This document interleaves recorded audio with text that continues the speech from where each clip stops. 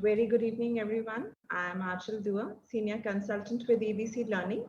On behalf of EBC Learning, I welcome you all to this webinar on public policy education, why, where, and how to pursue. We have here with us Ms. Pranusha Kulkarni, who will be our guest speaker for today. A very warm welcome to you, Ms. Kulkarni. We are surely looking forward for your session. Now, let Thank me you. introduce our speaker to you all. Pradusha is currently pursuing her PhD in Public Policy and Management from IIM Ahmedabad. She is a gold medalist in LLM in Access to Justice from TISS Mumbai. She holds a bachelor's in BBA LLB from Karnataka State Law University. She has been extensively involved in various editorial and writing activities. Ms. Kulkarni is a UGC JRF in law. Her research interest lies at the intersection of public law, governance, and policy. She has always been keen in writing, teaching, and editing in the field of law and public policy. Welcome, Parnisha, to EBC Learning. And just to let you know all, we'll be having a question and answers round at the end of the session. Please feel free to write your queries in the chat box. We are keeping an informal discussion. You can raise your hand or in case you have a question or a query for our speaker. And also, today we have with us Director EBC Learning, Mr. Abhinandan Malik. He'll be giving us a brief overview of our learning portal, what all courses do we offer, and how EBC Learning can help you in enriching your legal education. Over to you, Abhinandan. Thank you. Hello everyone. Good evening. I know you're all looking forward to the webinar, so I'll make it short, but I would like to introduce EBC Learning to you and what we are, what we do, and what our objectives are. So before the webinar started, all of you or most of you must have seen the website of EBC Learning, which was flashed on the screen. So this is our platform, EBC Learning. And here you have, if you go on to view all, you will be able to see all our courses. Of course, EBC Learning has been there for some time, and we've done all kinds of courses. There are skill-based courses, there are content courses, there are practical courses aimed at drafting, etc. But what's really new about EBC Learning right now is the courses that we are offering on your law school subjects. So for example, you will notice that there are now courses on, for example, contract law, there are courses on company law, there are courses on legal writing and research. And in fact, a lot of other courses on the platform which are meant for your law school education. And of course, there are some talks, etc., which are there again, which will help you during law school. Now, why did we start with law school education? Of course, there's a lot of talk about skills, and you hear that all the time, that skills are important, skills are really necessary, and they are. But what we felt when, as we went along with EBC Learning, is that we noticed that a lot of students have significant gaps in their education. And I mean, in fact, 95% of Indian law students would probably have significant gaps in their legal education. And these can be due to a lot of factors. For example, I mean, you may not have the proper faculty in the law school. Even if you did, it's impossible, even in the national law schools, to have the best faculty for each and every subject. We've all experienced that. You may have a great professor in one, but not so much in the other. There can be other constraints, time constraints. Maybe you were participating in moot courts, maybe it was your health, or any other factor why you may not have had the same level of training in a particular subject as you did in others. So on EBC Learning, what we're trying to do is through our courses, through our fundamental essentials courses, and these are rigorous courses, we are trying to provide you with that education. So if you go on to contract, now contract itself is covered in 7 modules. That is 7 modules of our traditional law courses. So these are great. And so this is what is new on EBC Learning. And our objective is to help you at whatever level you are to reach a level of mastery in each one of these subjects. Now you go for an interview, for example. Of course, certificates, etc., are important. But more important than that is for your ability to be able to answer, even basic questions. What we noticed in a lot of our interviews, students couldn't even answer basic questions on questions of law. So this is the first, this is the foundation on which you will then grow and build your skill-based education and other uh, uh, soft skills-based education, for example. So that is what is new on EBC Learning. Do take a look around, and if you have any feedback, suggestions, or you feel that there is a particular requirement that is not being served, do please feel free to write to me or anybody in the EBC Learning team. Have a great webinar and welcome.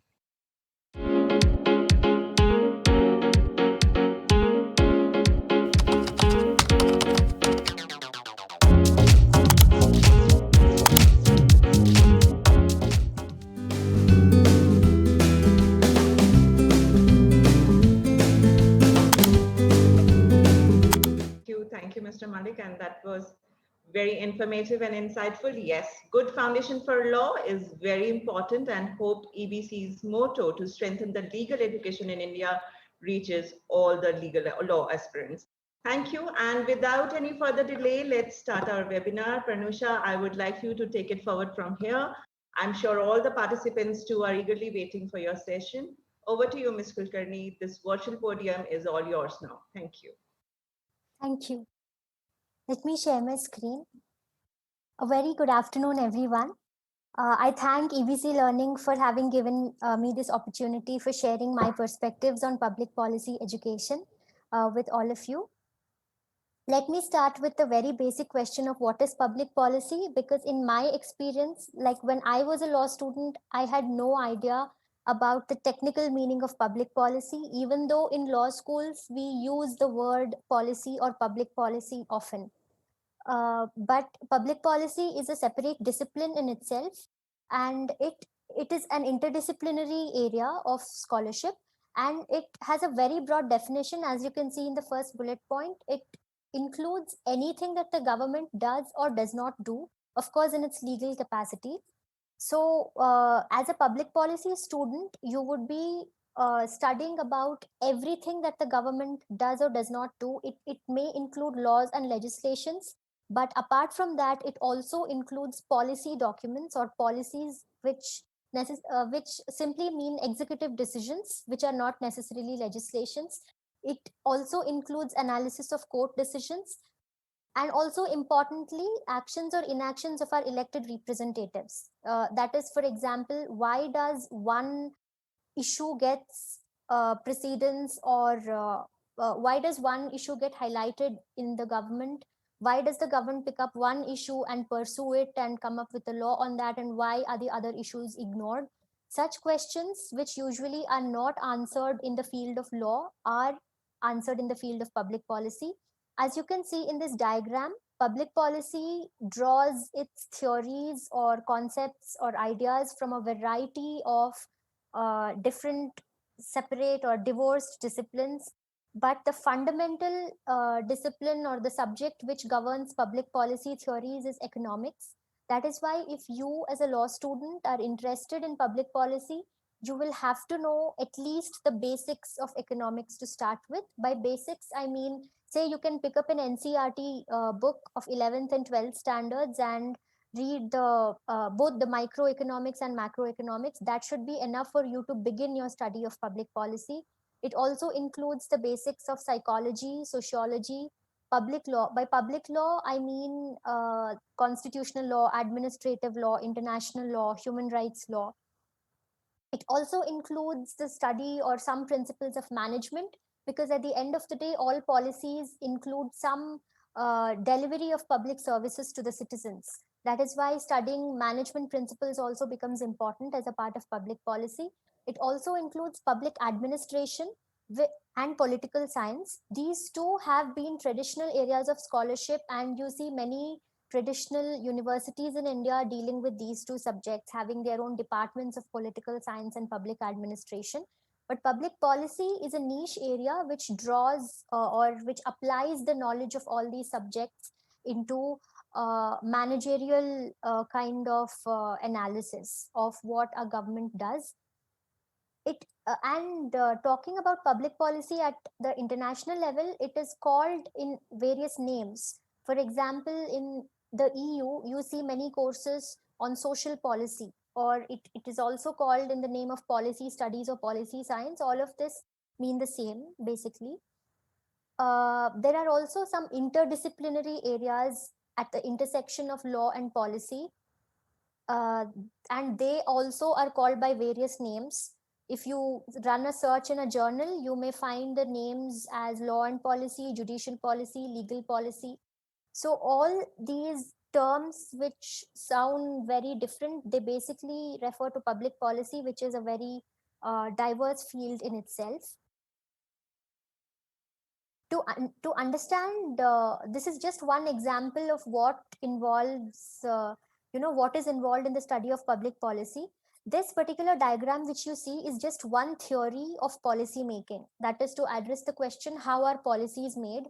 This is not the only way the reality of policy making is described. There have been many theories which have criticized this particular policy cycle kind of an analysis, but this particular diagram is used to inform or to educate students who are very new to the area of public policy. We start at agenda setting, that is, there are coalition groups or interest groups. We use the word lobbying. All of you must have heard this word.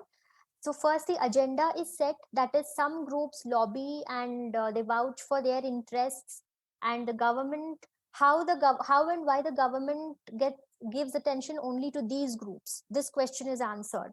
Secondly, after this attention is given to the groups which win, necessarily this means there will be many other groups who lose, that is, their issues are not followed up by the government. The policy is formulated, and then the policy needs legitimation.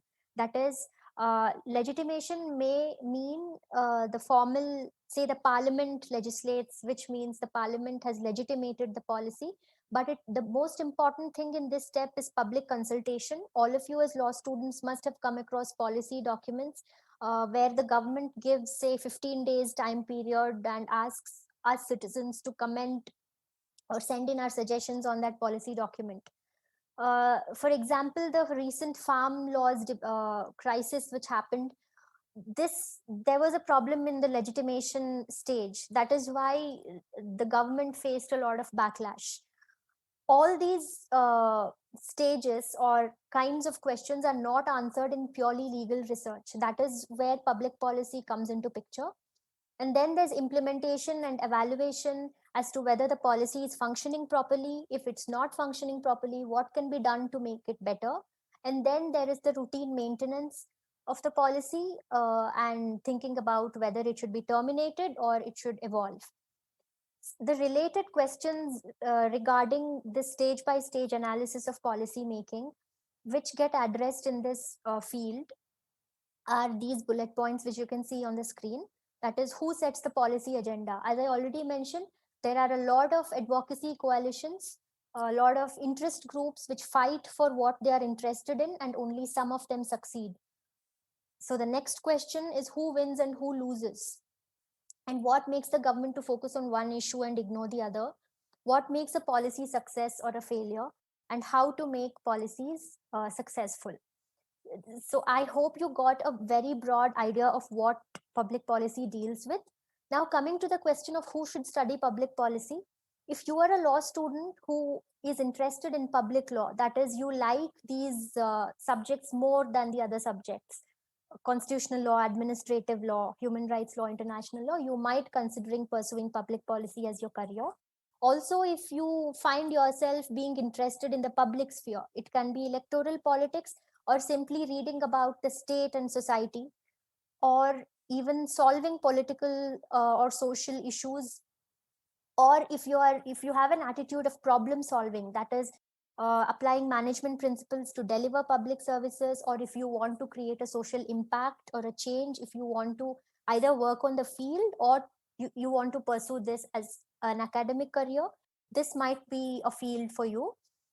Also, as a scholar of public policy, you will learn how to influence policy, at least theoretically. You might see that in India, this is not a simple causal link like this. That is, for example, I belong to an interest group, I will follow these steps and I will be able to influence the government decision. It might not be as simple as that. but at least you will understand the theory of how policies are made, which is very important if you want to be a grassroots worker in the public policy sector.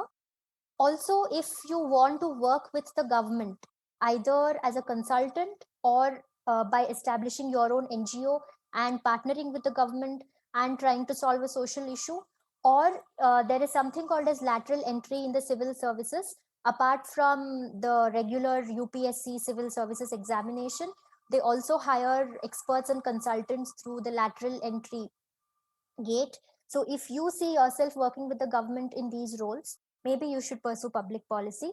The most important thing about the attitude which you will have to have is you will have to be open to do interdisciplinary research. By that I mean you should be comfortable reading non-legal literature also, especially economics, or literature like state market relationship, which is a sub part of economics. Other prerequisites which I think is required in a student who is interested in public policy is you should be comfortable with quants and statistics. That you don't have to be an expert in these subjects, because frankly, I mean, I chose to study law because I was not comfortable with math during my school, and I have seen that it is the same case with most students who choose to study law. So you don't have to be an expert in statistics or quants, but you will have to know the basics. For example, what's the difference between mean, median, mode, to begin with. So you should be comfortable, and not just that, you should be willing to build on these basic statistical skills and knowledge, because in every public policy course, quantitative methods is a compulsory course. You may choose to not do it in your thesis or your career, but you will have to perform at least in that subject. Hence the knowledge of statistics becomes very important. And as I already mentioned, you need to be open towards the other discipline subjects and perspectives, because again, drawing from my experience, I as a law student had never interacted with, say, an economic student or a political science student. And since I had studied BBA, LLB, I hadn't even studied economics and political science as a part of my law degree, which BA, LLB students study. So it becomes very important for you to read books on economics, political science, and various other disciplines, mainly because you start learning about new words or technical jargon used in all of these fields. Not just that, you will start understanding that every subject, fortunately or unfortunately, has its own boundaries, which are artificial, and also they have their own uh, kind of thinking, logic of thinking. For example, in law, for the most part of our time, we are concerned with issues of justice, but in economics, economists are concerned more about efficiency. It's not that economists don't talk about justice. For example, Amartya Sen is an economist who has written extensively on justice, but the predominant way of economic thinking in today's world, which is called as the neoclassical economics, it talks only about efficiency. And if you see the way our government makes policies, most of them are based on the principle of efficiency and not justice. So you will have to have read extensively on this for you to be able to understand this difference. Here is a question for you. Any of you can unmute yourself and answer. How do you think sports among young girls in India can be encouraged? Mainly because, as all of us know, uh, when you talk about gender and sports in India, men's sports is given more infrastructure and also funding support from the government as compared to women's sports. Yeah, Ashwarya has raised her hand. I think now you can go ahead, Aishwarya. Yes, sir. Thank you. Hello, ma'am. Aishwarya Hi. here.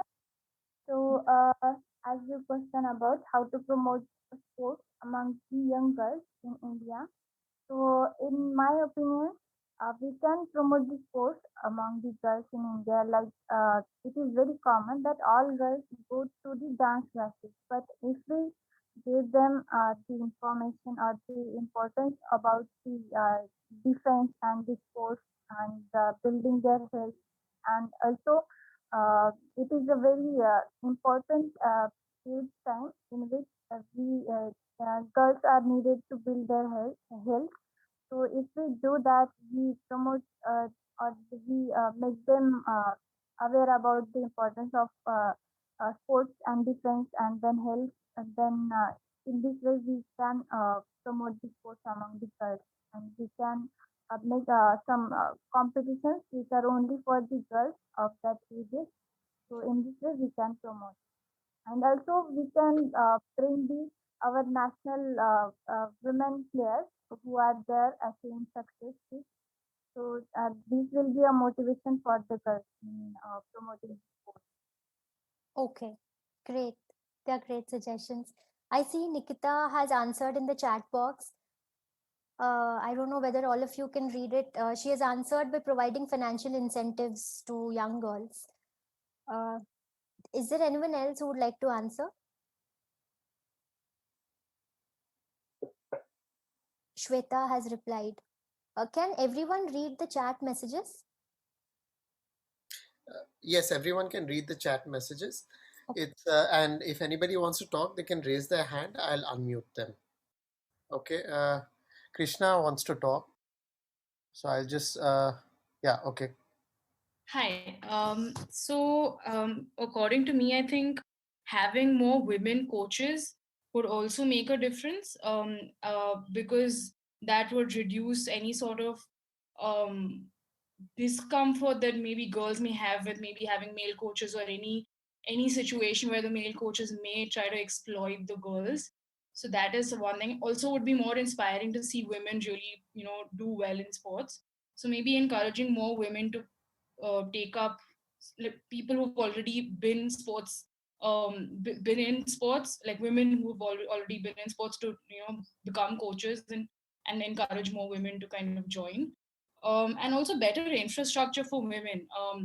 So let's say, like, better washrooms, better, like, small things like that, where maybe it's not as easy as for girls as it is for boys, to do all these things. So yeah, I think these two things could probably help. Great. Yeah. Anyone else wants to add? Hi, this is Shweta here. Hi. To add to what they've already said, I feel if there are some monetary benefits provided to parents of such young girls, maybe that might sort of help them in seeing the benefit in a way. Because if you try to convince people coming from low economic backgrounds that you have to put girls in sports, maybe they might not be very easily convinced. Not all of them, but if they see a monetary benefit in some sort, maybe that might help them in sending girls in sports. That's what I feel. Yeah. These are all excellent points, because as I see it, when like, for example, Nikita and you, Shweta, you spoke about monetary incentives. This actually is an economic logic or an economic treatment of this question. And a few others, Aishwarya and I'm sorry, I forgot the name, who spoke about, say, building toilets and educating the parents. This is a sociological analysis. So as you can see, the public policy questions can have multiple answers. There is no one right or wrong answer. In fact, there has the word used is policy mix. That is, the government will have to use multiple policy instruments to come up with a holistic solution to one policy problem. Yeah, so this is an example of interdisciplinary thinking, which is the bedrock of studying public policy. So if you like such thinking and not pure legal doctrinal way of analysis, then you should maybe public policy might interest you. And another important thing about public policy education is evidence-based policy making.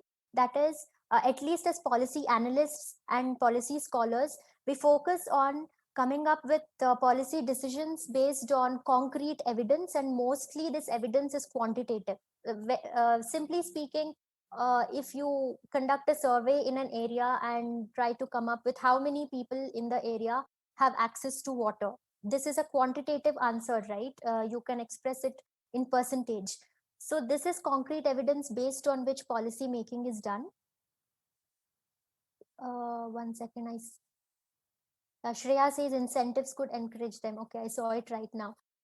So yeah, I'm not saying that qualitative evidence is not used, but it becomes very cumbersome, especially given the huge population in a country like India. Quantitative evidence is much more handier for the government officials. That is why evidence, you will have to be, coming back to the first bullet point, you will have to be comfortable with statistics and quants, and holistic problem solving attitude, that is not sticking to one discipline. I faced, when I got into the PhD in public policy, in the initial months I faced this problem. I was so if I may use the word, indoctrinated in the legal way of thinking, that it became, I took time to adjust to this kind of not calling myself as a lawyer. For example, I am a public policy student. So if I start straitjacketing myself only as a lawyer, more often than not, my brain will only give me legal solutions, or the legal or juristic way of thinking. So you will have to come out of that to be a public policy student, and also understand that the world is messy, that all of us as law students should realize that law has its own limitations. It doesn't have full, or it cannot fully solve any problem. We will have to think it in an interdisciplinary way if we are talking about policy or socio-political issues.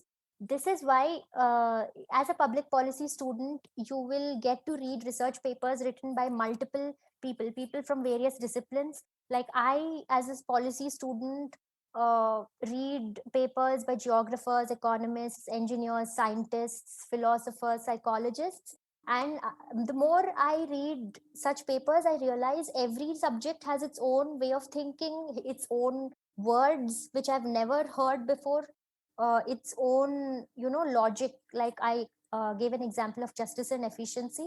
So we will have to be okay being uncomfortable like this often, especially in the initial stages of being a policy student. Yeah. This is about the public policy education scenario in India. As you can see, this is what I know of. Some of you might know of other institutes also who have courses in public policy. So this is not an exhaustive list. So as you can see, there are a number of institutes which are offering various courses, starting from certificate courses till PhD, including LLM, MA, MPP, MPA, and even MBA in public policy. So which course you want to do, it totally depends on you.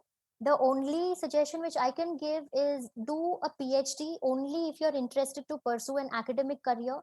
This is my personal opinion. Otherwise, I think it's a waste of your time, because knowledge gaining can be done anytime, anywhere. You don't need a PhD to gain knowledge. You don't need a PhD to even write a book. So yeah, that's about PhD. The other courses, LLM only law students can do. The other courses, MA, MPP, MPA, MBA, any graduate can do. So if you choose to do any of these 4 courses, it will be intellectually more stimulating for you, because you will get to interact with people, say engineers or economists or political scientists, and you will learn a lot from their perspectives instead of only learning with law students. These are, again, this is not an exhaustive list. There are many good international universities, I mean abroad, universities abroad, which have MPP and MPA courses.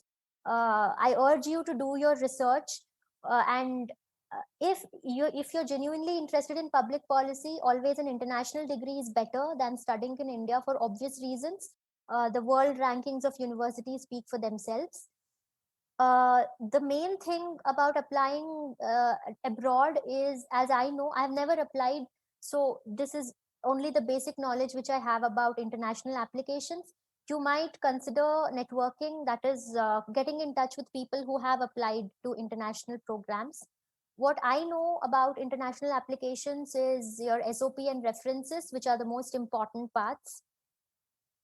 And if you have an international degree in public policy, you will have broader career options. That is, even you might you have I mean, it's easier for you to get a job abroad also, rather than trying to find a job with an Indian degree. It becomes difficult to do that.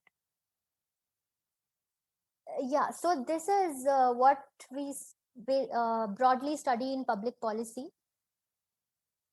The main thing about policy is we go beyond law and go behind the politics of it. Why and how a particular legislation came into being. That is why we see a broad range of subjects being taught as a part of public policy. First part, econometric modeling and statistics. This forms a part of both economics and quantitative research methods. Then we study behavioral economics. This is a subfield of economics which combines psychology and economics. One example, the premise of behavioral economics is all of us, we are not rational human beings, despite both law and economics presume human beings as rational.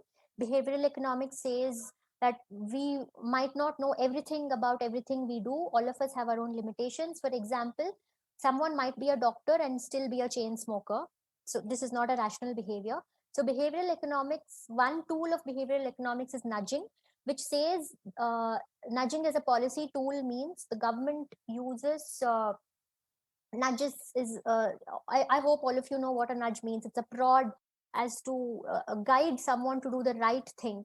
So that is why we see the smoking kills image on cigarette packs. That's an example of a nudge which draws its foundation from theoretical foundation from behavioral economics.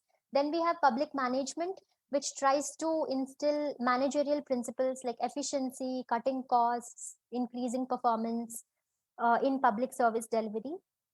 Then we have development economics. Again, this is a subfield of economics where we mostly study about poverty. That is how to create equality in the society. Then we have politics and ethics. This is a subpart of political science where we study various theories about state and the relation between state and citizen. And then there are sector specific specializations based on subjective interests of the students, like environment, education, health, etc.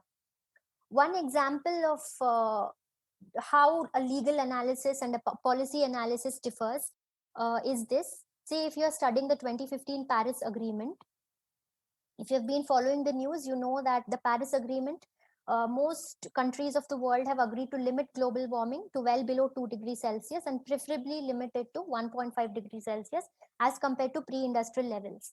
If you study this agreement as a law student, you will mainly be concerned with the questions which you can see on your LHS, that is whether this agreement is legally binding and what is its effect on domestic legislation, effect on human rights, and how does it compare, or whether it checks all the requirements of the Vienna Convention on the Law of Treaties. And you may also go into the jurisprudence of climate justice. But if you study this agreement as a policy student, your questions drastically differ. As you can see on your RHS, you will actually go into the politics, political economy, and power relations of global energy actors. To begin with, what led to the countries of the world come up with this particular agreement? Was there any fossil fuel company lobby involved, or who were the actors, who were the NGOs? And then you would also go into what is energy justice, and also the social and economic effects of energy transition. Energy transition is transitioning from fossil fuel to renewable energy sources because of climate change. You would also look into energy poverty, that is unequal access to sustainable energy for all. You would also analyze the policy document. One example of such a policy document analysis is the word fossil fuel has not been mentioned in the agreement, which is very counterintuitive. And then you would be interested in differential effects of the global energy ecosystem on developed and developing countries and the least developed countries, especially with respect to waste management. Who pays the costs? That is the same question: who wins and who loses is asked. Now, this slide is about PhD in public policy. These were the subjects which I studied during my coursework.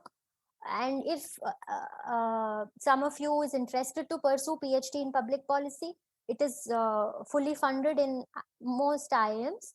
But what I know is IIM A, B, C have PhD in public policy. I've not checked other IIMs. But as I already mentioned, do a PhD only if you want to be a professor. This slide is about cracking admission interviews, both for all courses, masters and PhD. What I think is asked in admission interviews is your basic knowledge of research methods. This is asked if you apply for a PhD program. But if you have applied for a master's program, they don't stress much on research methods because you don't learn research methods in your undergraduation. But they do check whether you are open to interdisciplinary thinking, and which includes some basic knowledge of economics, which can be built just by reading newspapers also, if you're applying for a master's program. If you are interested to learn about economics more, I would recommend the book written by Ramesh Singh. It's used by civil services aspirants. I find it to be a very good book for beginners. Of course, there are also NCRTs. Also, you will have to brush up your basic data interpretation and quants. Whatever we study in high school is more than enough. Yeah, at least I have already given this example, the difference between mean, median, mode, sets, probability, etc. And then you will also have to have a broad research interest, if not a research question. So this depends on the university where you're applying. Some universities ask for a detailed research proposal. Some just ask for a broad research interest, which is written as a part of SOP. But whatever is the mode of submission, what is checked, assessed is your conceptual clarity. That is, whatever words you're using, whatever you're writing, whether you know the meaning of them. They will ask you questions on whatever you have written. So you will have to do your homework properly before using words. For example, words which we take for granted, say institution. There is this whole discipline called institutional economics, where the word institution is, books are written about what is an institution. So yeah, whatever words you use, you'll have to do your homework on them. Also, the next point is applicable, especially if you are applying for a master's program. You will have to show in your CV that you have been interested in the social sector. Either it can be either as a volunteering which you have done, or I don't know, an internship in a policy or a social sector organization. You might have worked on some social issue and brought some change. You will have to demonstrate this, especially if you're applying to an international program. uh, it, if you really want to get selected, or say if you're an engineer and you're interested in pursuing public policy, you will have to demonstrate how you will use your existing skills of engineering or technology to solve a policy issue. It will be great if you've already done this. So if you are planning to apply to an international program, start building your CV. That is, start doing something in the real world, so that your candidature uh, improves. And when I say CV building, it's not a mechanical process of accumulating certificates. It will serve no purpose. You focus on publications. It will definitely help you, even if you're applying for an MPP abroad. You do internships with the government, with think tanks, also with political parties. There are many people who have done this, who intern in political party of your choice. The ideology doesn't matter. What matters is what you learn about how parties function on the ground. So you should actually focus on building your personality and broadening your perspectives. I've already spoken about this, the broad contours of public policy. I'll not repeat it. So these are some of the careers which you could pursue after a degree in public policy. Of course, there is always academics and research. You could start your own NGO or work in an existing NGO or think tanks. You could be a consultant to the government or even the UN, say work with the UNDP. There are also public policy departments in MNCs like Facebook and Twitter. You could work with them. Uh, you could act as a link between the world and the company, especially given the policy issues which India is currently facing with respect to right to privacy. The last option of civil services, RBI or SEBI exams, this is nowhere related to having a policy degree. But if you are a person who wants to be a policy maker or work in policy implementation, consider writing these exams. Because if you say, if you get selected in one of these, get some work experience and then apply abroad for an MPP or MPA, your candidature, your CV will have a lot of value. Also, you will understand the policy concepts better because you have already learned the theory part of it. The last 2 points which you see on the screen, I'm not marketing them. I've just come across them recently and I'm planning to attend them. So it's a webinar series by the Lali project, which is happening this weekend. I found the panelists to be very interesting. Most of them are policy practitioners. I am not a policy practitioner. So if you want to know more about careers in public policy, there is a separate session on this. Please consider attending this. Again, I'm not marketing it. I just found it to be interesting. Yeah, how to effectively transition from law to public policy. If you're if you're an undergraduate law student, consider talking to your university administration to introduce an elective course on public policy. I feel the universities now have a lot of incentive to do this, given the national education policy, which the government is focusing more on encouraging interdisciplinary research. So you should do this with your student union, or I don't know, you know better how to deal with your administration. If this is not possible, you could consider doing certificate courses. These are the two examples which I know of. You might find some other options also. Center for Civil Society and Takshashila Foundation have certificate courses in public policy. Also, start reading books and blogs on public policy. Not just public policy, also on law and economics. There is something called as constitutional economics, whose ideas are very similar to public policy. If you start doing this, the question in italics is the main thrust of what you would deal with in public policy or law and public policy. That is how the legal, institutional, or constitutional rules constrain the choices and activities of economic and political agents. This is actually an economic question. Swati has raised her hand. I'll take the question after I finish the slides. Yeah, so this is an economic question, and for you to understand why it is an economic question, you will have to read the basics of public policy. Yeah, another important point is, before you enroll into a formal program, you need to know at least the basics of the language of public policy. The examples which you can see, these are some words which are very often used in public policy research. As law students, like, I did not know any of these words when I entered into the PhD program because I had studied only law.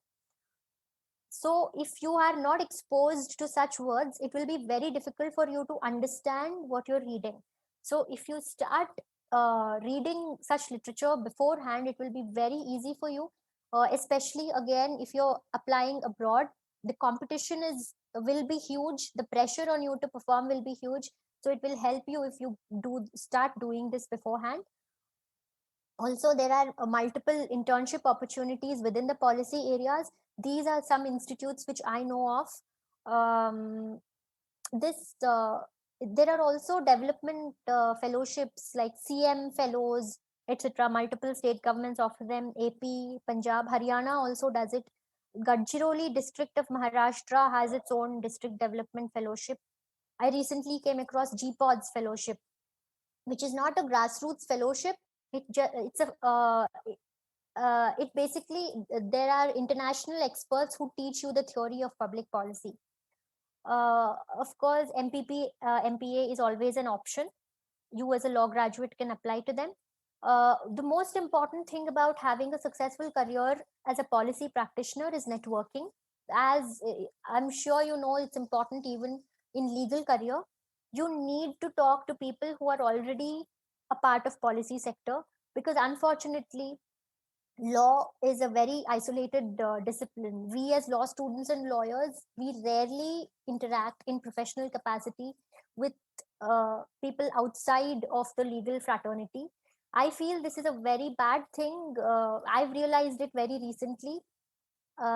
So you need to interact with people who are outside of the legal field to know what's happening, or what are the kind of thoughts which go into policy making. These are some mistakes I made during my transition.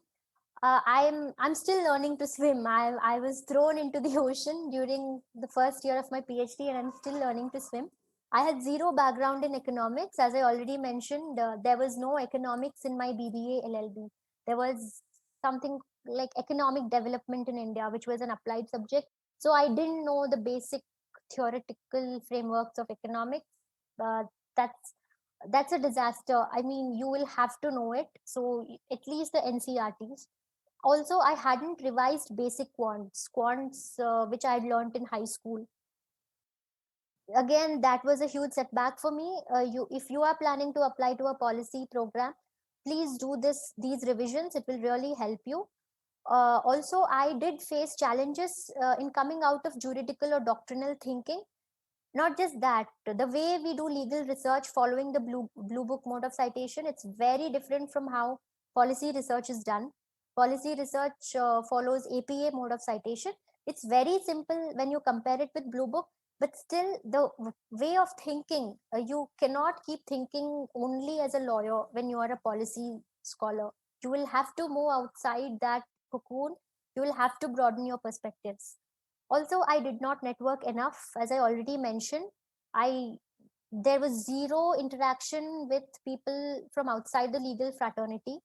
That is not good if you are interested in policy.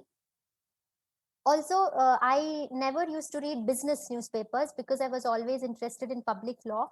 It helps if you start reading business papers, especially because you get to know how the macro economy functions, how the government thinks about the economy, because policy is all about that. Imposter syndrome, for a long time, so imposter syndrome is when you start feeling you're not good enough, and there is again a lot of research on this. Usually this happens to people who enter interdisciplinary fields of research. I kept feeling for a very long time as if I'm not good enough, mainly because I hadn't done these above pointers. So to avoid all this, it's better if you do your homework, and it would be excellent if you gain some grassroots experience in the policy area before you endeavor into a theoretical study. These are some relevant books, blogs, and podcasts in the policy area. The first one is a book, Understanding Public Policy Theories and Issues. Paul Kearney is a policy professor in the UK. I find this book to be excellent for beginners, especially undergraduate students. He has written it in a very simple and accessible language. The next four are blogs, which are freely available. You can read the second one, Paul Kearney. He has his own blog. It's a must read for students who are interested in policy. The next bullets are podcasts, again, which are freely available. These are only some resources which I know you might find more, better resources. The last one is only for people who are interested in energy policy, the India Energy Act. Yeah, that's it from my side. I can take questions now. Swati had raised her hand. I'll stop. Yes, Swati, you can go ahead. You can unmute yourself and then go ahead. You can also write your questions in the chat box. Oh, she's already written that she was about to ask about the best books on public policy, which I think is covered then. So let that be. There are also these handbooks on public policy, like Oxford Handbook on Public Policy. You could just Google search and you will find a list. Okay, Anushka is asking if one wishes to work with the government, should we consider doing masters BP India or abroad?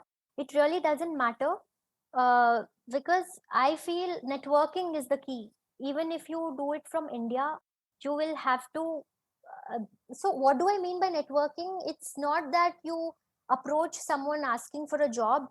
You should just know a lot of people, maybe be connected with them on LinkedIn, follow them on LinkedIn, so that when they share something, maybe they share about some job opening or some opportunity, consultancy opportunity of being a consultant with the government, you get to know. So whether you do it from India or abroad doesn't matter, but yes, having an international degree really helps you when you come back to India, because the quality of education is better abroad. Even if you want to say enter into academics with an international degree, it will help you. If you want to do a consultancy with the government, it helps. So international degree is always better than a degree from India. The next question is, a course in public policy beneficial if you want to venture into? Not really. Social justice and environmental law, we study this in law schools also. uh, so public policy, a degree in public policy is not necessary. You might explore doing a certificate course and see if it broadens your perspectives within environmental law and social justice, because public policy deals with, say, climate change and not environmental law, and they are two different though interrelated concepts. Key differences in pursuing public policy in India and abroad. I already mentioned this is generic to all disciplines, not just public policy. Quality of education, not every university abroad, only the top universities. You will say the QS World rankings. You can just Google search top universities in social policy or public policy. Go abroad only if you get an admission in the top universities and not any random university just because it's abroad. Second thing is, public policy education in India is only recently catching up. Uh, so it's very nascent field in India. That is why, especially say for example, in the US and Europe, public policy has been a very well established field for a very long time. So the depth of your knowledge and the exposure which you will have will be very high when you compare it with India. I'm talking about MPP and MPA. I have not gone into the curriculum of the NLSIU MPP, so I cannot comment on it. You should consider talking to someone who has done the course. Lateral hirings for civil services. Uh, so what all of us know is about the UPSC civil services exam, which is the direct entry into civil services. But the lateral entry is once you become an expert in public policy, say, I don't know, 10, 15 or 20 years of your grassroots work in public policy, and you have established your contacts, you have reached a certain stature, then you can apply as an expert. That's called as lateral hirings in civil services. You will be directly hired at senior levels within the civil services. Public policy study relevant if I apply for a position at a law firm? Not at all. I don't think lawyers care about, I mean, what I mean by they don't care about public policies, it's not relevant to law practice at all. The way law is practiced is very, as I already mentioned, it's isolated, it's cocooned. We have our own method, the blue book, the doctrinal way of thinking, the way we analyze social issues. It's only based on case laws and precedents. So studying public policy might give you an edge. You might bring in newer perspectives, but it's not. I don't think it will help you. Yeah, it's not necessary. You should, if you are interested to work in a law firm, you should focus on interning in law firms. How can law students prepare themselves to apply for public policy abroad? Do law students have an edge over students from other disciplines? So this depends on, see, I cannot say that because you're a law student, you will do better in a policy career as compared to an engineer. That's not true at all. For example, if you see, most policy professors in IIMs are engineers, they're not lawyers. So I don't think that's the case.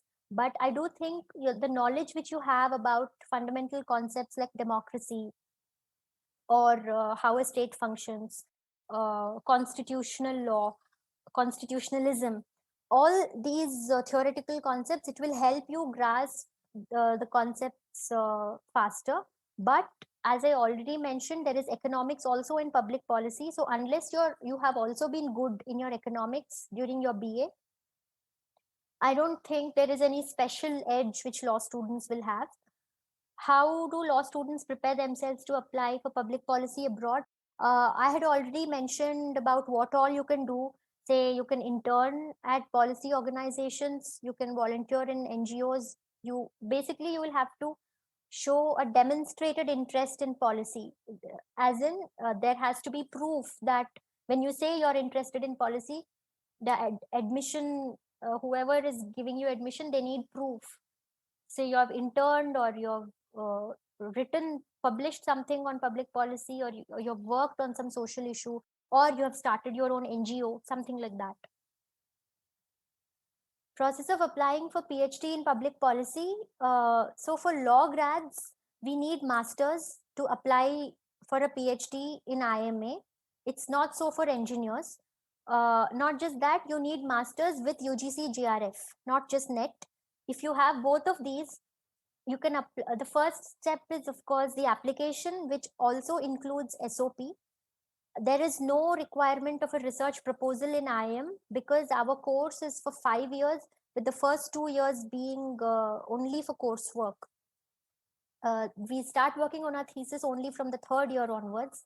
That's why you don't have to submit a detailed research proposal. But as a part of your SOP, you will have to mention what the broad research interest which you have.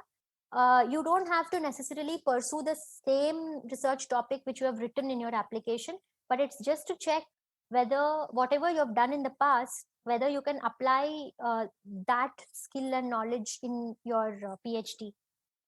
The second step, they shortlist based on your application, and then there are 2 rounds of interviews. In the first round, what I was asked, in IMA, we were also given 2 research papers before the interview. We were supposed to pick one of them, read, and then we were told that questions will be asked on that research paper apart from asking questions on our SOP or our research interest. So I was asked, I found the questions to be very simple. So that is one, if I may say, that edge which law students might have. That is, there were basic questions on how do you comprehend the paper. Say, for example, there were graphs in that paper which was given to me, and the question was asked. Sorry, this was 3 years ago. I just remember that I said something, and the interviewer asked me how am I saying that, and my reply was, I draw this statement of mine from the graphs. It was portrayed so in the graph. So this shows they check for data interpretation, which is a very basic skill which is tested even in MBA entrance examinations. So if you are thorough with your research methods, which you would have already studied in your master's degree, plus also you must have some demonstrated interest in public policy, either through publications or grassroots work, then I think your candidature will be strong. In IMA, they don't ask for references. I think in B and C, they do ask for references. Could I give a broad research interest regarding legislation law only? So you might, but the issue is the professors in IMA, there are very few law professors. So there are no law professors in the public policy department. I know of 2 law professors who are in the business policy or strategy department, which it's a different department altogether.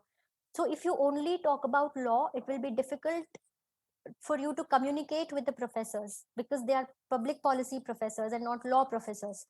So it will be better if you start reading about economics, Shweta, and it's not about economics, it's about the exercise, the simple exercise which we did in this webinar, how to encourage sports. Many of you gave demonstrated interdisciplinary thinking. If you do that, that is enough. You don't have to know about use the economic jargon already in the interview. No, not the next question by Shreya. Not all policy careers are research oriented. There are many policy positions which involve field work and working at grassroots. So it depends on which organization you're applying for. For example, if you apply at say PRS Legislative, it will be mostly research based. They don't do field work.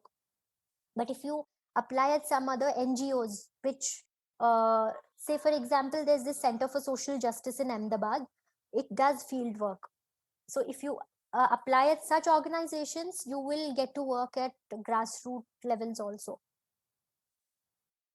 I think we are done with all the questions here. Any other questions or any other queries you have, you can just ask. It will be a final call for you all. That's fine. Thank you. Thank you so much, Thank you. Pranusha. And this was really, really interesting, informative, engaging, and I'm sure all it has benefited all the participants. It has encouraged them, it has motivated them, all the participants who would like to take up public policy for their further education. Thank you once again. Thank you all the participants for joining us. I would say develop a passion for learning, and if you do, you will never cease to grow. So keep on learning and keep on growing. On that note, I would like to conclude the session here. Stay safe and stay healthy, everyone. Have a great evening ahead. Thank you. Thank you so much, everyone. Thank you.